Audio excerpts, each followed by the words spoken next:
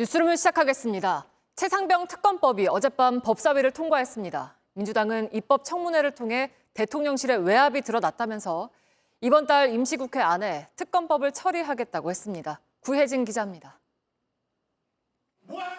늦은 밤까지 이어진 입법 청문회 직후 최상병 특검법이 국회 법사위를 통과했습니다.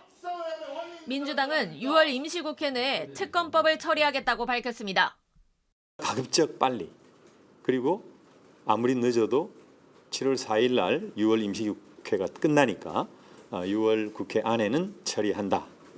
국민의힘은 발의 22일 만에 초고속 통과라며 21대 국회에서 폐기된 특검법보다 더 독한 독소 조항이 담겼다고 반발했습니다.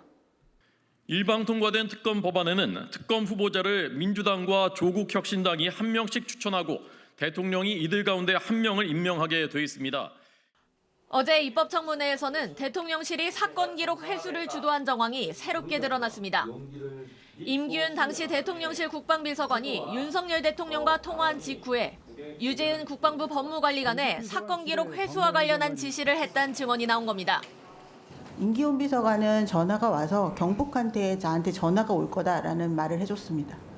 대통령실이 군은 물론 경찰과도 조율한 것으로 해석할 수 있는 발언입니다. 윤 대통령이 실제로 경로했었는지에 대한 질의도 있었습니다. 안보상 중요한 사안이기 때문에 이 자리에서 답변 드릴 수 없음을 양해해 주시기 바랍니다. 정청래 법사위원장은 허위 증언 등에 대해선 고발 조치를 하겠다고 말했습니다. JTBC 구혜진입니다. 어제 청문회 마지막에는 최상병 소속 부대 대대장이었던 이용민 중령의 변호인 김경우 변호사와 임성근 전 사단장의 논쟁이 벌어졌습니다. 김 변호사는 임 전 사단장이 현장 지휘를 했고 가장 큰 책임자라고 주장했습니다. 임 전 사단장은 현장 지휘가 아닌 현장 지도였다고 반박했습니다. 이윤석 기자입니다. 김경호 변호사는 임성근 전 사단장이 당시 현장 지휘를 했다고 주장했습니다. 7월 17일 도착해서 10시경부터 카톡에 실종자 수색 작전이라고 사단장이 강조했다라고 그렇게 명령에 내려옵니다. 임 전 사단장이 자신은 현장 지도만 했다고 주장하는 것도 사실과 다르다고 했습니다. 임성근 증인이 현장에 2번이나 왔고 화상회의도 했고 구체적으로 지시도 내렸다. 이렇게 진술하고 있습니다. 임 전 사단장은 현장 지휘가 아니라 현장 지도였다는 입장을 고수했습니다. 사고를 발생시킨 바둑판식 수중수색 지시에 대해서도 책임을 인정하지 않았습니다. 그것은 이미 여단장이 아침부터 집안이 약해서 찔러가면서 이렇게 안전성 차원에서 해라 하는 바둑판처럼 구역하에서 이걸 딱 쪼개가지고 어느 지역이 알겠어요. 중요하면은 그걸 집중적으로 하라. 취지를 그런 알겠습니다. 것이지 대응이 아닙니다. 김 변호사는 누구의 책임이 가장 크냐는 질문에 이렇게 답했습니다. 호우 피해 복구 작전이라고 생각하고 삽 마대를 들고 갔던 부대에게 아무 준비 없이 실종자 수색 작전으로 방향을 확 틀어버린 임성근 증인의 책임이 가장 크다고 판단합니다. JTBC 이윤석입니다. 네, 어제 청문회 관련해서 법사위 야당 간사인 김승원 의원과 이야기해 보겠습니다. 어서 오세요. 네, 안녕하세요. 네, 우선 어젯밤 늦게까지 청문회가 진행이 됐습니다. 네. 결정적인 한방이 없었다라는 비판이 나오기도 했는데 전체적으로 좀 어떻게 평가하시나요? 네, 우선 대통령께서 이 수사 외압에 직접적으로 관여한 정황에서 직접 주요 증언까지 나왔습니다. 예, 우선 그 국방부 차관이 대통령이 수사 기록을 회수해라 했다는 내용의 통화를 했다는 증언을 했고요. 신범철 전 차관. 신범철 전 차관입니다. 예, 그리고 유재훈 관리관이 경북경찰청으로부터 기록 회수를 위한 전화가 올 것이다라고 하는 그런 전화를 임기훈 국방비서관한테 받았다라고 하는 주요 사실에 가까운 증언들이 나왔습니다. 그것이 좀 성과라면 성과인데요. 네. 그렇다면 왜 대통령께서 임성근 1사단장 구하기에 나섰는지 그 이유까지 밝히는 데는 조금 아쉬운 점들이 많았습니다. 네, 근데 그 신범철 전 차관의 발언과 관련해서는 뭐 좀 추가 수사가 필요하다고 보시나요?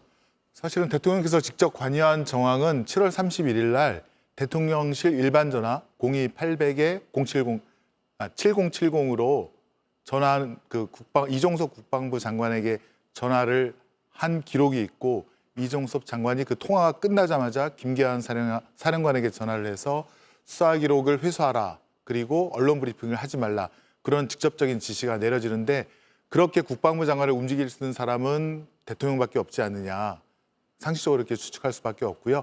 7월 31일 이후에 8월 2일이 있습니다. 네. 8월 2일은 대통령께서 아마 휴가를 가셨는지 일반 전화, 일반 개인 휴대폰으로 전화를 3차례나 이종석 국방부 장관에게 해서 결국에는 박정훈 수사단장을 보직해임시키고 그다음에 집단항명 수계로 입건하고 그다음에 박정훈 수사단장에 대한 압수수색까지 진행한 그런 일련의 과정들이 펼쳐지는데 거기에 이시원, 그러니까 대통령의 어떻게 보면 수족이라고 할 수 있는 검사 출신 이시원 공직기강 비서관이 움직였다. 이런 점들이 객관적인 명확한 정황들이 다 나타나는 그런 어떤 그 청문회였다 이렇게 볼 수 있겠습니다. 네, 근데 이제 어제 이종섭 전 장관과 신범철 전 차관 그리고 임성근 전 사단장 모두 증언 선서를 거부했잖아요. 네네. 예상을 좀 하셨을까요? 사실은 저는 판사 출신인데 네. 불리한 증언은 진술을 거부할 수 있겠다라고 생각을 했지만 선서 자체를 거부할 거라고는 도저히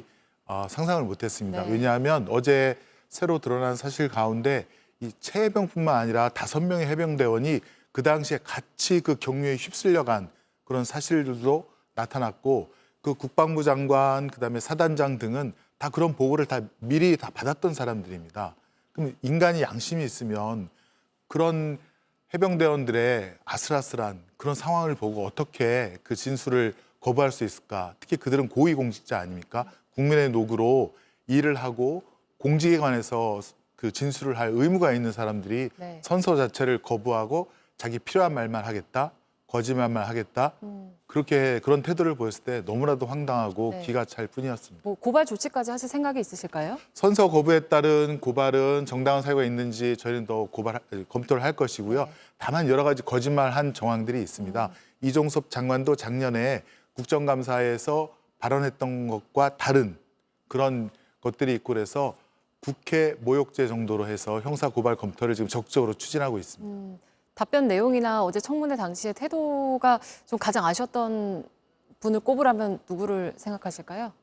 사실은 이제 가장 결정적인 장면은 처음에 박정훈 대령은 지금 국가권력으로부터 지금 탄압을 받고 있지 않습니까? 보직에서 해임됐고 구속영장까지 청구되고 그다음에 자기 부대원들과의 접촉을 다 끊긴 상태에서도 본인이 재판을 받고 있는 상황에서도 위증의 벌을 각오하고 진실을 말하겠다라고 이제 선서를 했는데 이종섭, 임성근 국방부 장관과 일사단장은 본인은 선서하지 않고 필요한 말만 하겠다.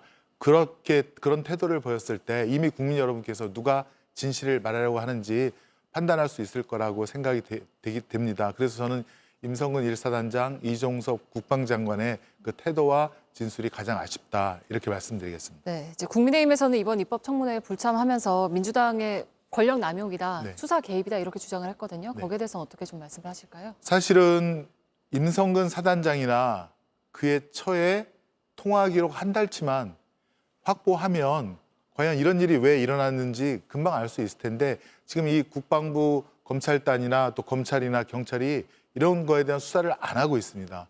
공수처도 마찬가지고요.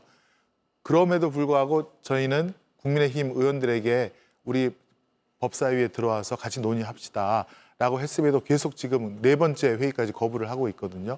그런 국민의힘에서 할 말은 아닌 것 같고요. 저희는 이 특검법 모델을 지금 대통령께서 활약하셨던 그 특검의 그 법 모델을 많이 따랐습니다. 아마 대통령께서 그런 활약으로 국민적 인기를 얻으시고 대통령까지 되신 것 같은데 이 특검법을 거부한다는 것은 대통령께서도 자가당착적인 일이 아닌가 싶습니다. 네. 근데 윤석열 대통령이 또다시 이제 거부권을 행사할 경우에는 그때는 어떻게 대응하실 생각일까요? 거부권을 행사할 가능성이 높고요. 저희는 김건희 특검법을 출발시켜야 될 것 같습니다. 물론 이 최상병 특검법에 대해서도 그러니까 통과시키기 위해서 저희가 더 노력해야 되지만 김건희 여사에 대한 주가 조작이라든가 명품백을 받은 것에 대한 특검법을 이번 것과 같이 입법청문회 혹은 국정조사를 통해서 많은 증인들을 채택해서 불러서 과연 진실이 뭔지 한번 국민들 앞에 낱낱이 밝혀볼 수 있도록 하겠습니다. 네, 여기까지 듣겠습니다. 김승원 의원과 함께했습니다. 네, 맞습니다.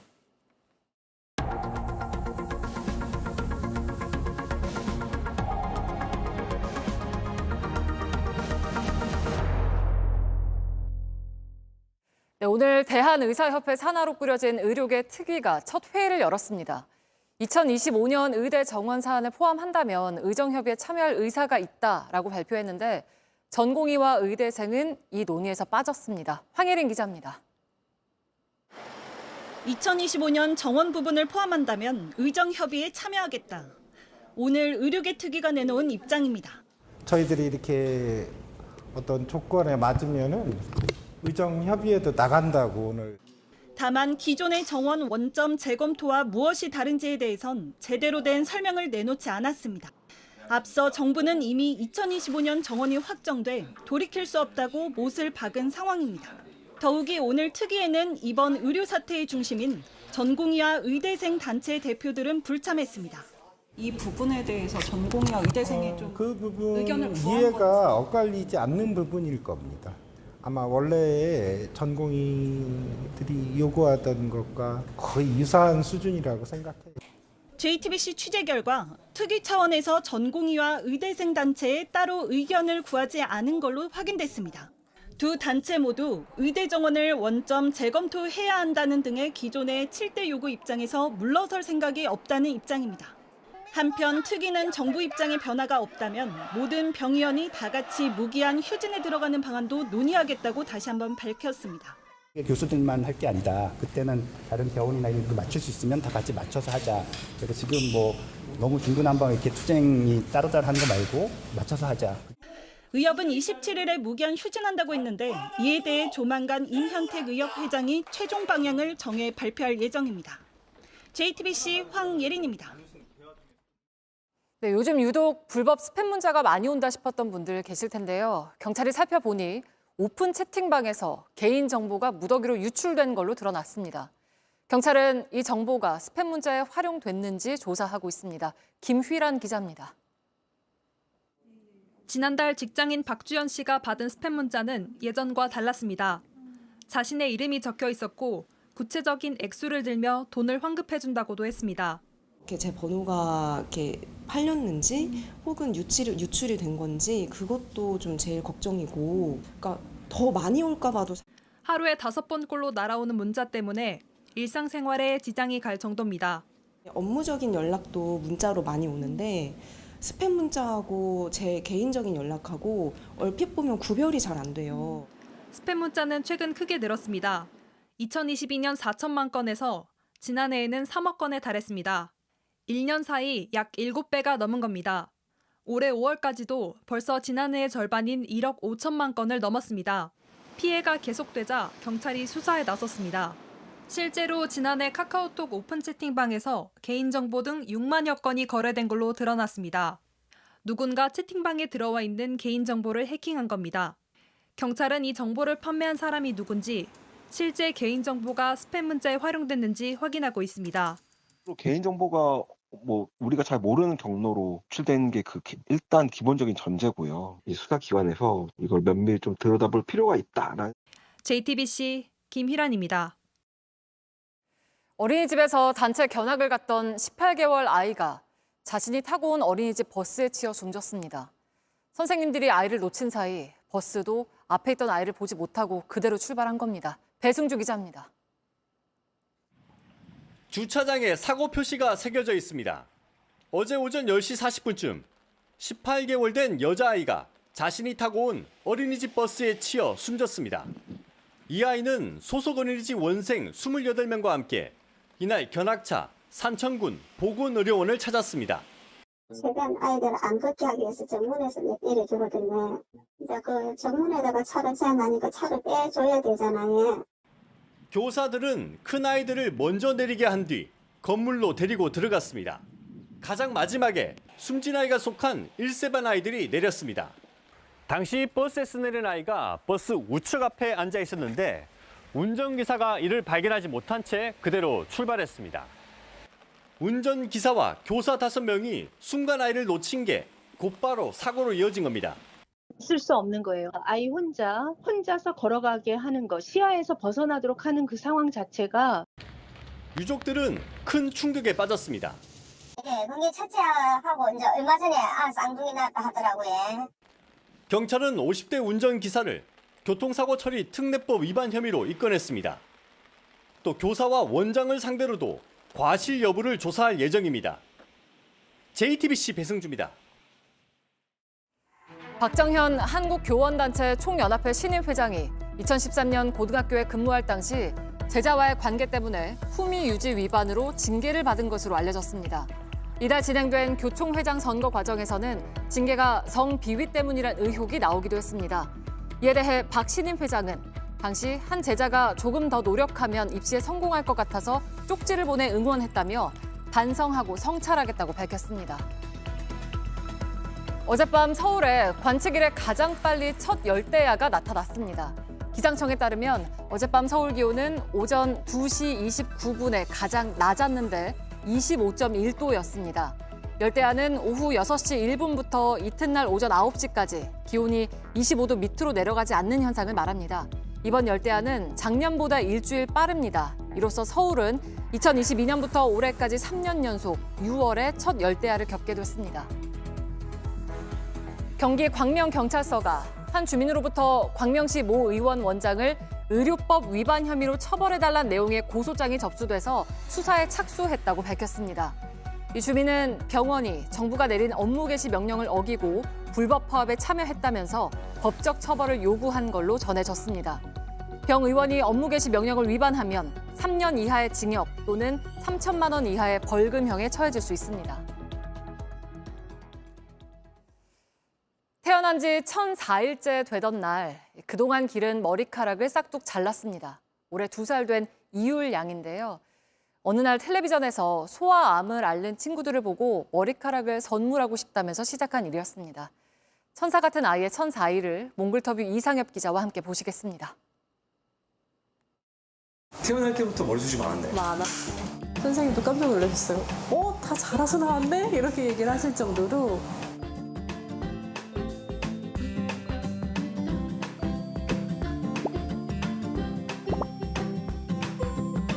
유라, 머리카락 왜 잘랐어요? 아픈 친구들 더 이해할 거.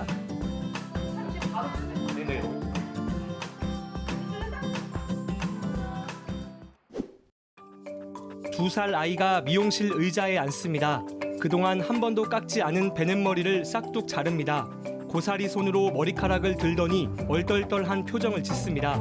태어난 지 1004일째 되던 날 이율양 모습입니다. 베넷머리 왜 잘랐을까요? 아기의 첫 머리카락을 기부하려고 합니다. 1004일이 되던 날 잘랐습니다. 소아암 환우들이 이쁜 가발을 선물 받을 수 있기를 바랍니다. 아이 부모를 만나봐야겠습니다. 태어났을 때부터 머리카락이 조금 긴 상태였어요. 그래서 그때부터 쭉 길러서 1004일이 되던 날 잘랐습니다.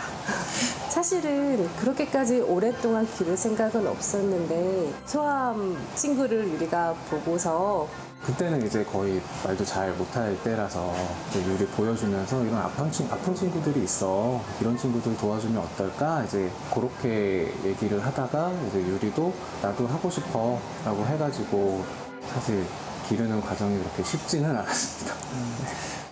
1004일의 여정 어땠을까요? 저도 딸 키우기 전에는 몰랐는데 머리 한번 감는 게 거의 전쟁이더라고요. 3번 감으면 2번은 대성통곡했던 것 같아요. 자기가 뭔가를 할 수 있다라는 거를 어린 나이인데 알고 있는지 되게 신나했어요. 근데 막상 미용실 가니까 조금 무서웠나 봐요. 얼더라고요. 찰랑이는 머리카락 비결이 있었습니다. 일단 항암 치료가 굉장히 독하다고 들었어요. 그래서 최대한 화학 처리가 되지 않은 펌이나 또 염색이 되지 않고 자연 그대로의 모발이 중요하다고 얘기를 했는데 샴푸도 좋은 거 써야 되고 이제 햇빛에 노출 안 되게 또 모자도 잘 씌워야 되고 다행히 또 유리가 콩을 좋아해가지고 또 콩도 열심히 먹으면서 이제 아이를 직접 만나볼까요? 유리 이거 인형 한번 소개해 줄 수 있어요? 고마워. 유리 삼촌이 오늘 왜 왔는지 알아요? 뭐야? 일단 아이와 친해져야겠습니다. 저 카메라에 빨간불 들어와 있는데 지금? 왜요? 유리 찍는 건가 봐. 더 위에다? 저 위에서. 유리 할 수 있어. 화이팅! 원래 머리카락 길었어요? 응. 유라, 머리카락 왜 잘랐어요? 아픈 친구들 더 이해할 거. 아직 말이 서툴지만 어느 날 아이는 엄마에게 말했습니다. 아이의 눈에서 바라본 세상은 아이의 마음으로부터 나왔습니다. 머리카락이 없는 언니 오빠들한테 주면 머리카락이 자라? 생겨? 라고 얘기를 했을 때 굉장히 놀랐어요. 희망과 용기 그리고 또 기쁨을 누렸으면 하는 마음에서 더 열심히 유리랑 힘든 것 같아요. 엄마는 아이에게 마음이 말하는 행복을 알려주고 싶었습니다. 돈으로 기부를 하고 이러는 것도 너무 중요하지만 스스로 할 수 있는 아이로 키워주고 싶었어요. 그래서 머리카락으로 시작해서 네가 이 힘든 과정도 이겨내야지만 된다라는 거를 알려줬고 선한 마음이 모여 큰 울림이 되듯 그렇게 아이가 자라길 바랐습니다. 유리가 1000일 되던 날 하루에 1000원씩 모아서 100만 원이라는 돈을 기부를 했는데 정말 모두가 선한 영향력을 갖고 함께 살아갔으면 좋겠다라는 저는 그런 마음이 되게 컸던 것 같아요. 아이는 앞으로 어떻게 클까요? 이거 뭐야? 이건 피망? 파보이스타. 아, 파프리카네.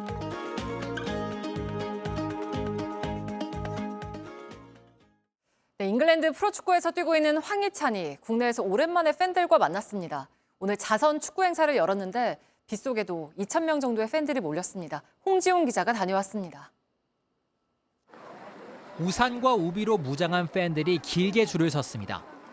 지난 10년간 황희찬을 응원해온 팬들이 한자리에 모였습니다. 제일 좋은 점은 실력이고 그리고 잘생겼고 여진구보다 잘생겼습니다. 황희찬과 1대1 대결을 간절히 바라는 꿈나무도 있습니다. 이겨보고 싶어요. 황희찬 선수의 주특기 황새잡기로 한번 제껴보겠습니다. 황희찬이 공을 잡고 접고 차는 순간마다 탄성이 터져 나옵니다. 팀을 나눠 풋살을 하는가 하면 팬들과 1대1 대결을 벌이기도 했습니다. 가출초등학교에서 축구를 열심히 하면서 국가대표 선수가 되고 프리미어리그 선수가 됐는데 어린 친구들도 할 수 있다는 그런 희망을 좀 알려주고 싶고 지난 시즌 팀 내 최다 득점자로 우뚝 선 만큼 집중 견제에 대비해 풋살 기술들을 연마하고 있다고도 밝혔습니다. 빅리그에서 잘하는 선수들 보면 정말 그동안 축구에서 많이 쓰지 않았던 그런 풋살 기술들을 또 많이 쓰고 있고 다음 시즌 프리미어리그에서 13골 이상 넣어 자신의 최고 기록을 다시 세우겠다고 말했습니다. 정말 제가 할 수 있는 만큼 최고의 모습을 보여드리고 싶고 전 시즌보다는 당연히 더 잘하고 싶은 마음이 크고 JTBC 홍중입니다. 네, 뉴스룸 마치겠습니다. 시청해주신 여러분 고맙습니다.